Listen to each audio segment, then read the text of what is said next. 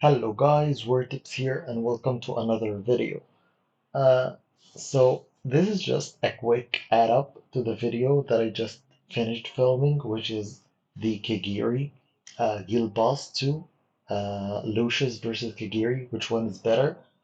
But up till then, I did not see this insane Kagiri. Like, if you guys know our server, Winella is just a beast. He's just the PvP god here. So I did not see this, but this is absolutely insane. 1 million damage from Kagiri? This is just beyond impossible. I did not know he can reach this level, but he's running him with a Nightmare team, a Torador team, and he's also A5 Kagiri with maxed exclusive. This is the ultimate Kagiri. This is just a glimpse of what a Kagiri can do at full force. 1 million beaten Bredas, A5 Bredas, beaten A5 Lust. That is just crazy, guys. So maybe I was doing him wrong. Maybe you should not use him with a Watcher Lord. Maybe you should use him with a Torador instead of the Watcher that I'm just gonna use him with because I don't have Torador. Maybe, but this is just nuts, guys. I did not know Kagiri can reach this level at all. So enjoyed the video, but bear in mind I did not know that limit breaking Kagiri 1 million damage. And shout out to Nella, he's just crazy guy, guys. Anyways, let's just continue with the video. Thank you guys. Hello guys, Vertex here and welcome to another video. So, as you guys know, Kagiri is actually probably just made for Gilbas to Semra. This is like his main use. That's why he has this dispelling debuff one time. So I think there are two main places that can be used, where he can be used are Bestly, Gilbas 2, and secondly, he may be able to replace Salazar in single target arena. So I decided to just make two videos about these two uses and see how much he compares. Because in Guild Boss 2, he can definitely replace your Lucius. I have A1 Lucius here, but I decided, okay, I'm gonna try him anyways. And in Single Target Arena, he can replace your Salazar. So he probably has a dual use. And instead of having Salazar and Lucius, you can have Tigiri and do both. That's why we are going to put him to the test here. So without further ado, we are running a Watcher Piercer comp with, fortunately, I don't have Percy, so I think Aelin can definitely do the trick. So let me just show you guys a bit of tricks about how to use him exactly and how to like exploit his kit to the max, right? So first we place our DPS, give him the invic buffs. Silence, we give him the Invig. Who else we have Invig on? We have this Invig. This means that Alistair is not gonna get the Invig buff, right? Oh no, he can. Okay, Alistair, Leia, Kagiri, Aelin. Now he probably have yes, nice. And that's probably the lineup we are running with. Okay, so the main thing I do with this lineup is that I save everything to be dumped down on the boss at the after he probably dies. So I'm gonna try that. But Kagiri, unfortunately, has a very fatal flaw regarding this strategy is that you cannot hit the boss unless he hits you. So when their boss is in the knockout stage or he's not dealing damage to you, you cannot use your Kagiri strong passive, which is his main source of damage. So that's a down point actually, especially for my strat. Maybe if you're running other strats, maybe it helps, but for me it just doesn't. So okay, let's go with all their ultimates. And the only thing you need to know about Kigiri to make him work, with his ultimate especially, because his passive is the sweeping strike, is gonna happen like every like if you have a nice attack speed on him, every 20 seconds, 25 seconds he's gonna do his sweeping strike or emperor strike, okay? But regarding his ultimate, he needs to be hit. When receiving direct damage, the while sheathed, bury the damage and launches extra sweeping strike early. So if he does receive damage, he's gonna launch his sweeping strike. So you need to time the casting of the ult before the boss actually deals damage to him, like this. Okay, now you know he's gonna hit you. Now you ult with him, and now he's gonna look at this. He just launched the sweeping strike. That's probably the only thing you need to know about him for his ultimate usage. That's why he's dealing massive damage here because I haven't ulted with Silas yet. So that's probably why he's dealing the only damage because I'm saving all the ults for the last pit. Okay, another instance of me using his ult like this.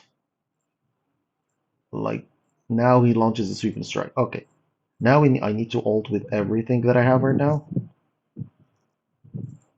Silas. And wait for Ivar. Now he ult. Now his damage is gonna get diluted by others. There's also so his main use is actually in this shield phase. So you need to time him just as he's casting the Earth Shatter, like that. Now you ult with him, and now he deals the damage. Okay. But that's bad because you either deal damage with him or you either remove the debuff. So that's a down point. So if you did just like I did and you wanted to deal damage with him, you're gonna leave the boss with another uh, shields. So that's a very annoying down point of him.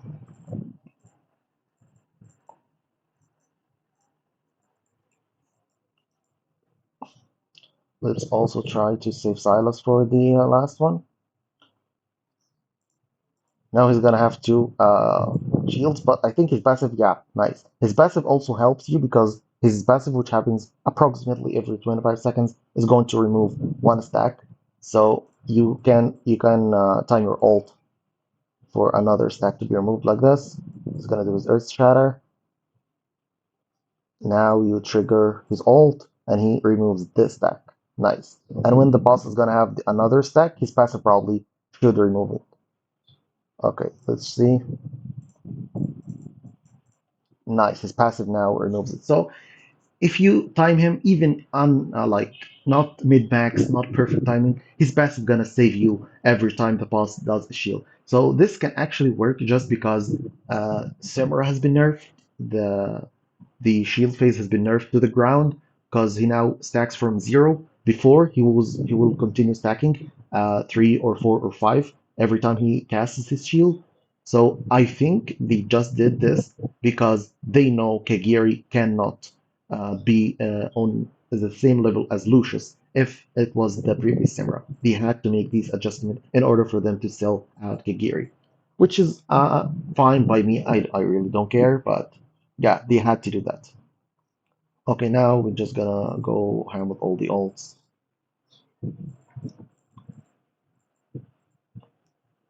Unfortunately, Kagiri, I cannot ult with him, but yeah. That's the main downside of him, is just he's a support here. He does not deal the damage you think he's gonna deal. Okay, the Venom does not count. So the Venom does not count as direct damage applied to him, so you kind of have to wait for a direct damage like this. These shatters that he does are the only source of damage that can be counted. Okay, never mind. Okay, he's gonna deal a shatter now. Nice. Okay, now we just wait for him to get low.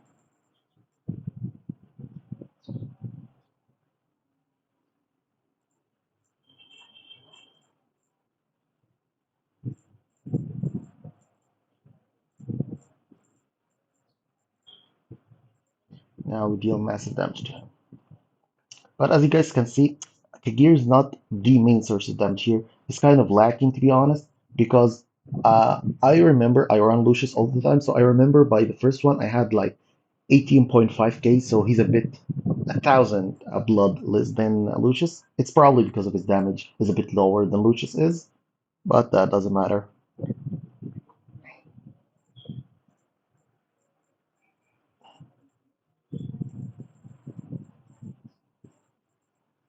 Okay, now time to all time his ult.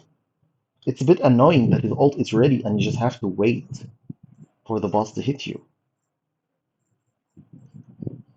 It's kind of annoying, but you know, sometimes it works just because of his dispelling debuff. No. Now we're gonna use all the ults.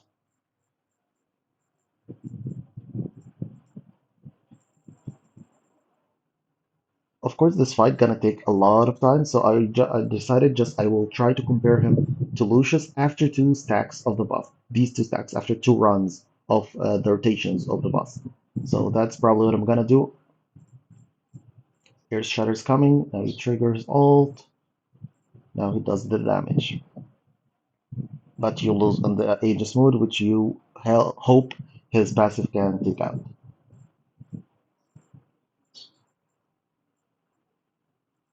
Come on, where's the passive? Where's the passive? Come on, Kagiri. Oh my god, his passive just didn't proc. Now it progged, but he gained another stack. Okay, now it's time to trigger his ult to take his down. So it's essentially he's gonna be a shieldless no matter how you time his ult, just because of his passive. Now he takes his stack, and now he can deal some damage.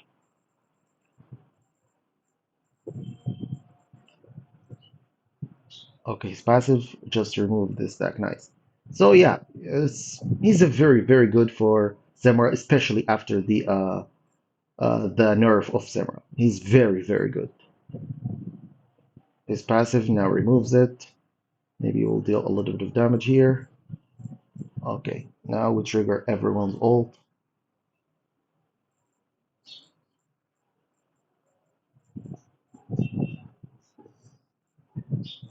and now we just go. I'm gonna stop it exactly after the second rotation, so we just have to beat this one. Now he's gonna deal his AoE damage, so you kind of have to wait. Yeah, he. The good thing about his ult is he's instantly activated, like instantly, which is a very good thing to time it out. Okay, now we're gonna trigger everyone's else ult.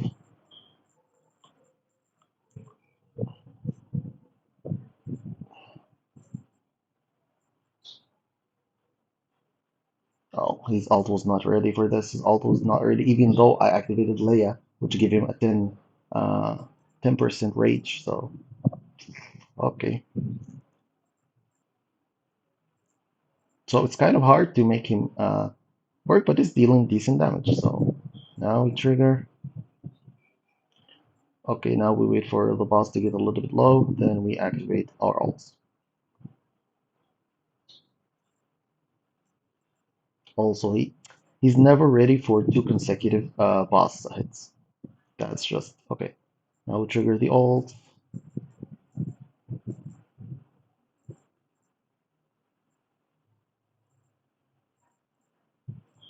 and I'll stop it exactly after the boss revives. Okay, 40k? Yeah, 40k.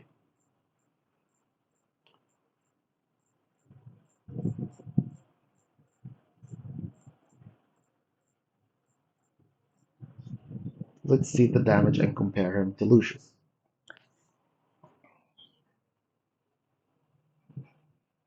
So it's 40k to 100. Yeah, he's Silas and Ivar actually dealing a lot of damage, but Kagiri is dealing decent damage to be honest, because most of the time he's dealing damage, he's outside of Constance ult. So that is actually a pretty decent damage for a non-max killed Kagiri. Yeah, he's pretty decent. Like, I cannot deny that he's pretty decent for this. I actually did off recording tests for him and Lucius, and that's the damage difference.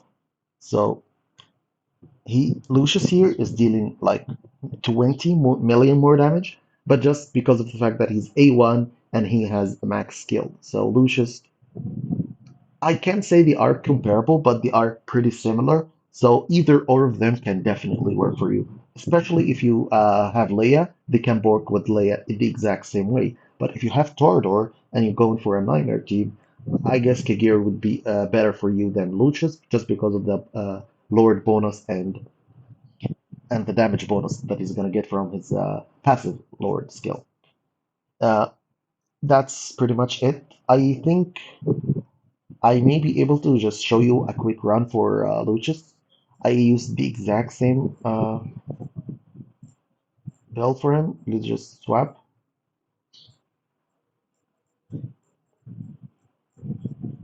And actually, I'm just saving the autofight, so I will just let the autofight go, just so you know how easy it is for Lucius to time, especially with the stacking of the shield phase, which was before was a nightmare to deal with if you don't have Lucius, but now Lucius and Kagiri are kind of like similar and equal.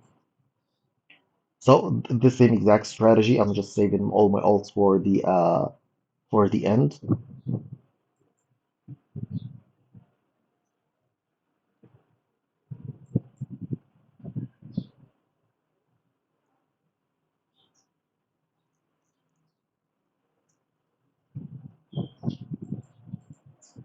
It's pretty much the same.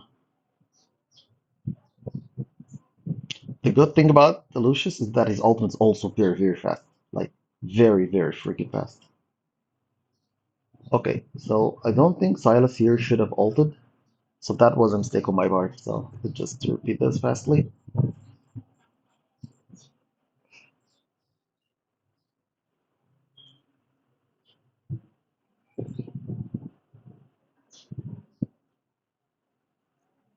I probably gonna speed forward this.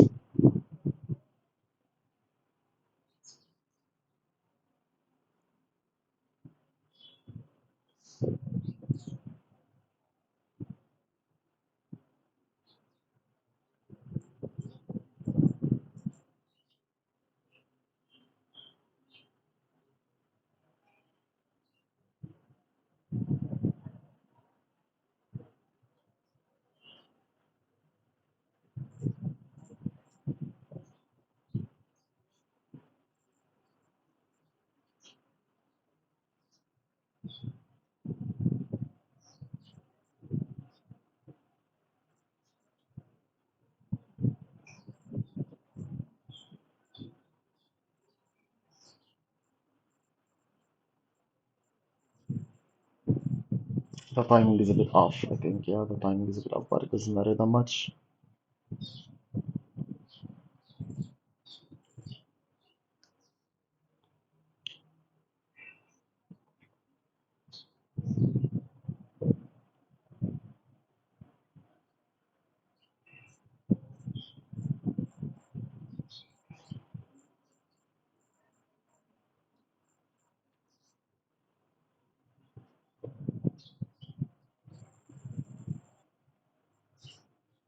Yeah, the timing is definitely off. By this time, I'm usually having like 18.5k. But it doesn't matter. I'm just showing you the run and how easier it is, especially for me, just because I used Lucius a lot of time. Uh, so I know his timings pretty damn well.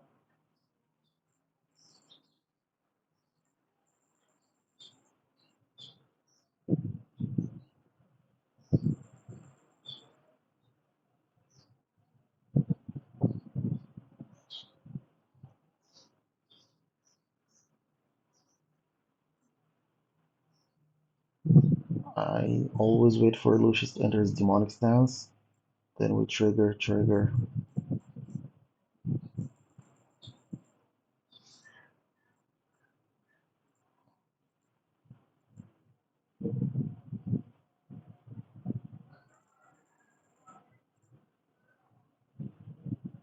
And it just times perfectly because Lucius now, oh my god, he just fucks it up and entered his demonic stance. But it doesn't matter because of the just one stack of the shield, so it is not that big of a deal.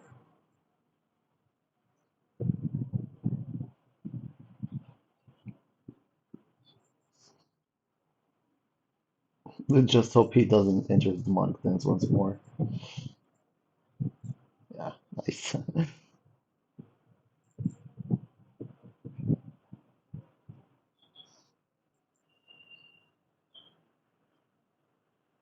Now with the second shield, you just trigger the ult, and he removes all stacks. That's the best thing about Lucius, is that he removes all the stack. He removes about up to five, I think, yeah. So that's the main advantage of Lucius over Kagiri. But now it doesn't matter that much after the nerf of Samura. Okay, last one. We're gonna stop after this.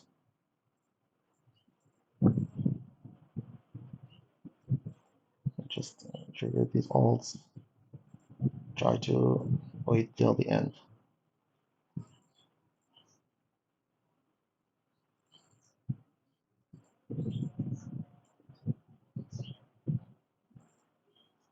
We're just gonna wait another cycle.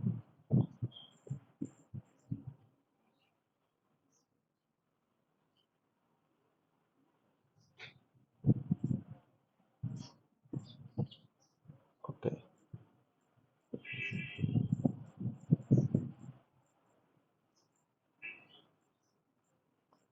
Okay, we're gonna stop after the boss revives. Yeah, after he revives, right here.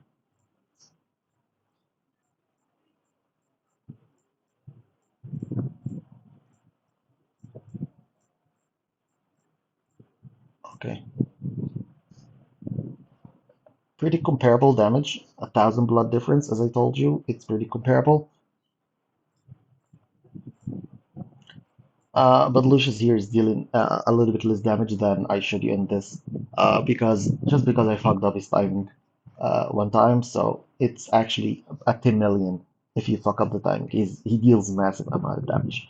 But yeah, that was a little bit of a showdown of how similar Kagiri and Lucius is, with a little edge to Lucius, just because he was very powerful before, when Samura was actually super hard. Now it's pretty easy. If you go to the leaderboard, you're gonna see 200, 300k, 260k. Look at these numbers. Just so easy. Before, if you reach 200k, you're a fucking insane whale. Now it's super easy to reach. So let me just show you guys the gear real quick, and let's call it a day. Iovar in the Soulbound Arcana. Silas is in his Inferno Roar with the maxed exclusive. Volca is just in a tanky build. She's tanking for me. Aelin is the healer with the Euphoric Orb. Eloin also for the dispelling of the debuffs. Leia is just there for the massive rage regen and attack speed. I just need her to increase the rage. Constance just there with a lot of rage regen to provide inspiration. Alistair dealing a lot of damage and providing some damage reduction with his passive, which is very decent. Lucius, this is the same gear I used for Kagiri also, has a Spirit Siphon and Kagiri. There is him. Kagiri has his exclusive, which we just all got, and he was at the same exact build as Lucius is, but he's not maxed, he's not skilled. That's why his damage was a little bit low. So you can pretty much compare them. They are pretty much on the same level if you max skill Kagiri. Yeah, and Helga is just there for some stuns. And that's probably it, guys. That was a long video, so I will try to speed it up a little bit. Thank you guys for watching. Please like and subscribe. And if you like me to do anything else, just write down in the comments. Thank you guys for watching. Bye.